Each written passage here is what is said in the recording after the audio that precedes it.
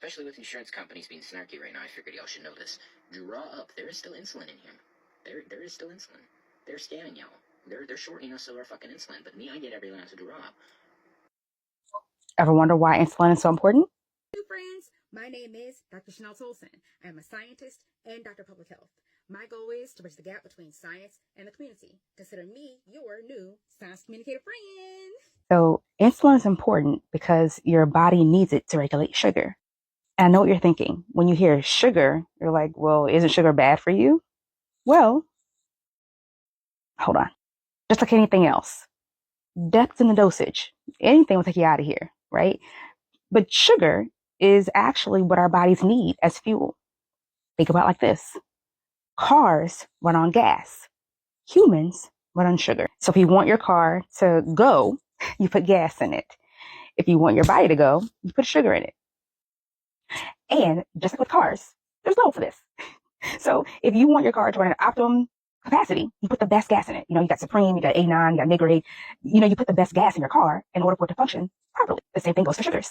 So there's different kinds of sugars. There's glucose, there's fructose, there's lactose. There's all kinds of sugars, right? And so are sugars in general bad for you? Again, quantity, dosage. Well, your body needs sugar to function. If you don't have sugar, your body has no fuel to burn. Every time you put food in your mouth, doesn't matter whatever you eat, carrot or a cupcake, it's all sugar. Your body converts that food to fuel, and that fuel that your body prefers is glucose. Now, what should happen if you have a functioning pancreas that is going to secrete insulin, that is the organ that's going to secrete the hormone insulin, because insulin is a hormone. What should happen is every time you eat, insulin will regulate how much sugar is actually in your bloodstream. Remember, everything you eat, carrot or cupcake, is going to convert to sugar. Glucose. We are glucose machines. We are sugar machines. Our bodies run on sugar.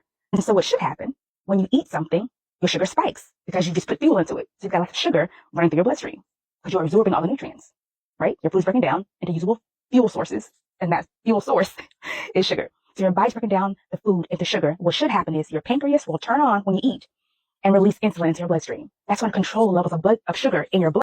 And once that insulin has done its job by bringing those sugar levels in your bloodstream back down to normal levels, your pancreas turns off. This is a negative feedback loop. So think of it like a thermostat. So if it's cold outside and you want a certain temperature inside your home, let's say 72 degrees, you will set your thermostat to 72. The same way your blood is regulated at a certain sugar level, right? So when it gets too cold inside your home, meaning the levels are below 72, the thermostat will kick on and it'll spit out some heat. The same way your pancreas spits out insulin. And that cycle will continue to go on. It'll continue cycling and continue going and spitting out insulin or spitting out heat until the temperature reaches 72 inside your house. Then it shuts off, like your pancreas. It shuts off the insulin because now your blood sugar is regulated to where it needs to be. This negative feedback loop, just like your thermostat, turns on and off as needed every time you eat food.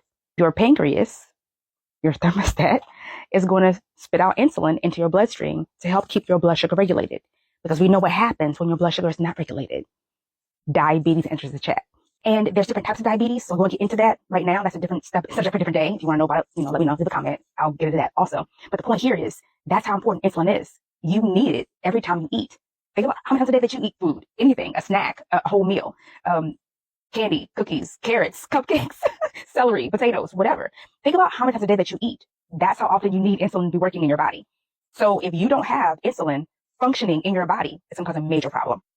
Your body literally can't function without it. People need their insulin.